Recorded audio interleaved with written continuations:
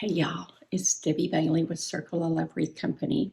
Today we're going to take this moss bathed wreath. I've had it for quite a while. So today I thought what we would do is we would make a spring wreath with it.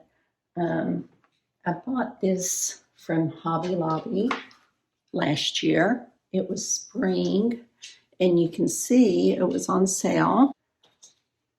Some beaded grass.